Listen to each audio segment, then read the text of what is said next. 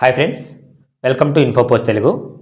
Previous video IDC గురించి మీకు వివరంగా వివరించానండి. దాంట్లో కొన్ని డౌట్స్ అయితే చాలామంది అయితే అడిగారు. వారి డౌట్స్ అన్నీ ఈ వీడియోలో మీకు వివరంగా వివరిస్తానండి. మీరు దయచేసి నా విన్నపం ఏంటంటే, మనకు వాట్సాప్ గ్రూప్స్ లింక్స్ అనేటి రెండు మనం క్రియేట్ చేశాము. ఒకటి అడ్మిన్ గ్రూపు, ఒకటి డిస్కషన్ గ్రూపు. ఈ డిస్క్రిప్షన్లో కూడా ఉంటాయి. వాట్సాప్ గ్రూప్స్లో జాయిన్ అవ్వండి, మీకు సూటబుల్ అయ్యేటి. అడ్మిన్ గ్రూప్లో ఎటువంటి మెసేజెస్ మీకు డిస్టర్బెన్స్ ఉండవు. ఓన్లీ నేను చేసే పోస్టులు మాత్రమే మీకు వస్తాయి. డిస్కషన్ గ్రూప్లో ప్రతి రాష్ట్రానికి సంబంధించిన అభ్యర్థులైతేనేమి, అక్కడ పనిచేసేవారైతేనేమి అందరూ ఉంటారు. కాబట్టి మీకు ఏవైనా డౌట్స్ అక్కడ మీరు డిస్కస్ చేసుకోవచ్చు. మనము వాట్సాప్ గ్రూప్లో ఇచ్చిన అడ్మిన్ నెంబర్కు మీరు ఫోన్ చేయడం కానీ మెసేజ్ చేయడం కానీ చేయకండి ప్లీజ్.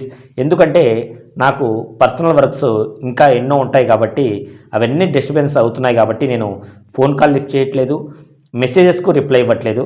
మీరు యూట్యూబ్లో కామెంట్ చేస్తే మాత్రం నేను కంపల్సరీగా మీకు రిప్లై ఇస్తానండి.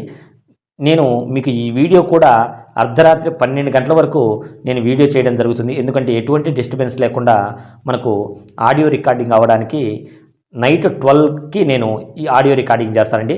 దయచేసి నా కష్టాన్ని మీరు గమనించండి ప్లీజ్. మీరు ఫోన్ చేసినప్పుడు నేను లిఫ్ట్ చేయకపోతే మీరు తప్పుగా అనుకోకండి. వేరే పనులు ఉండడం వల్ల నేను దాన్ని ఎంకరేజ్ చేయలేకపోతున్నాను. దయచేసి మీకు ఎటువంటి డౌట్ ఉన్నా కామెంట్ చేయండి, ఖచ్చితంగా నేను రిప్లై ఇస్తాను.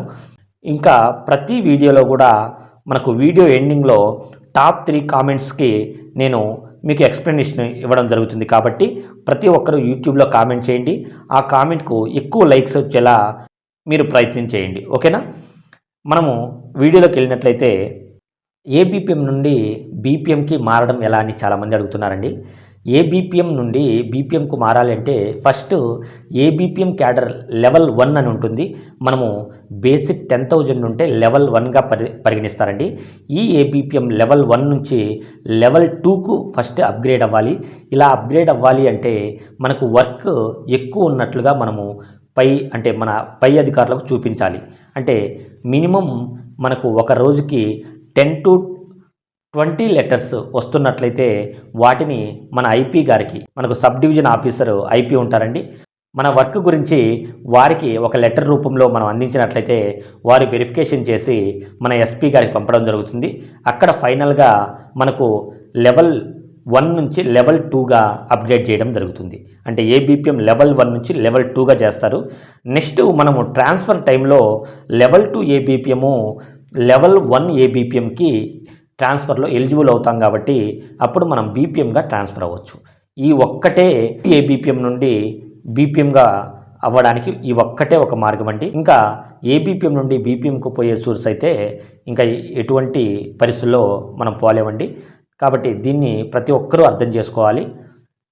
నెక్స్ట్ బీపీఎంకి పై స్థాయికి వెళ్తారా అని మనం ఆలోచించినట్లయితే, ఎలాగైతే ఏబిపిఎం లెవెల్ 1 నుంచి లెవెల్ 2కి ఎలా వెళ్తారో బీపీఎం కూడా బీపీఎం బేసిక్ 12,000 ఉంటుందండి.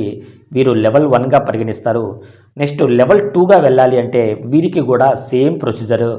వీరికి వర్క్ ఎక్కువగా ఉన్నట్లు మనము చూపించడం జరుగుతుంది. అంటే పర్ మంత్లీ 1 lakh అబోవ్ మన ట్రాన్సాక్షన్ ఉండాలి అంటే ట్రాన్సాక్షన్ అకౌంట్లు కాదండి, ట్రాన్సాక్షన్ మొత్తం ఒక 1 మంత్కి కలిపి 1 lakh అబోవ్ ప్రతి నెల చూపిస్తున్నట్లు మనకున్నట్లయితే అది మీరు ఐపీ గారికి లెటర్ పెట్టినట్లయితే వారు వెరిఫై చేసుకొని మనకి ఎస్పీకి పంపడం జరుగుతుంది. అక్కడ ఫైనల్ అయిపోయి మనకు బీపీఎం లెవెల్ 2గా మనం కన్వర్ట్ చేస్తారు. ఇప్పుడు ఏబిపిఎం లెవెల్ 2 నుంచి బీపీఎంగా అయ్యాం కదా, అలాగే బీపీఎం లెవెల్ 2 నుంచి మనకు ఎంటీఎస్ పోస్ట్ మ్యాన్ ఏమన్నా అవైలబుల్ ఉందా అంటే అలా ఏముండదండి. బీపీఎం నుంచి నెక్స్ట్ ఎంటీఎస్ పోస్ట్ మ్యాన్ పోవాలి అంటే కంపల్సరిగా మనం ఎగ్జామ్స్ రాసే వెళ్ళాలి. ఇలా అప్గ్రేడ్ అయ్యి ఆ పై స్థాయికి పోవడానికి లేదు. కానీ మనకు బేసిక్ 12,000 నుంచి 14,500 వరకు పెరుగుతుందన్నమాట, ఓకేనా?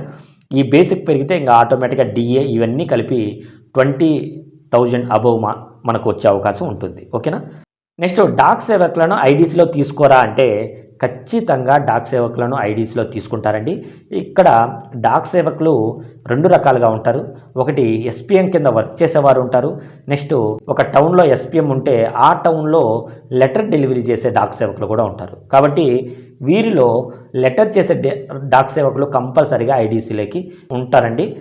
ఎస్పీఎం కింద సహాయకులుగా పనిచేసే డాక్ సేవకు ఐడీసీలోకి వచ్చే అవకాశాలు చాలా తక్కువగా ఉంటాయి. ఎందుకంటే ఎస్పీఎం దగ్గర ఖచ్చితంగా సహాయకులు అనేది ఉండాలి కాబట్టి వారిని మాత్రమే మనకు ఎస్ఓ పరిధిలో ఉంచే అవకాశం ఉంటుందండి. ఏబీపీఎంలకు ఐడీసీ, బీపీఎంలకు ఏంటి అనే క్వశ్చను నేను స్కిప్ చేయడం జరిగింది. ఇప్పుడు మనం దాని గురించి చూసినట్లయితే ఏబీపీఎంలకు మనకు ఐడీసీ ఉంది, బీపీఎంలకు అయితే కంపల్సరిగా అప్గ్రేడేషన్ ఉందండి. ఐపీపీబీ బ్యాంక్ లాగా మనకు చేసే అవకాశం ఉంది. అంటే పోస్ట్ ఆఫీస్ అనే పదాన్ని మనకు కనుమరుగయ్యే అవకాశాలు ఎక్కువ ఉన్నాయి.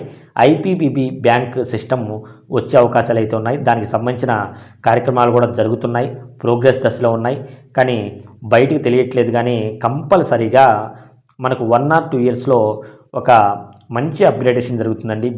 సేమ్ బ్యాంకింగ్ సిస్టమ్ అయితే ఎలా రన్ అవుతుందో అలాగనే మనకు ఇక్కడ ఐపీబీ బ్యాంక్ సిస్టమ్ అనేది రన్ అవుతుంది.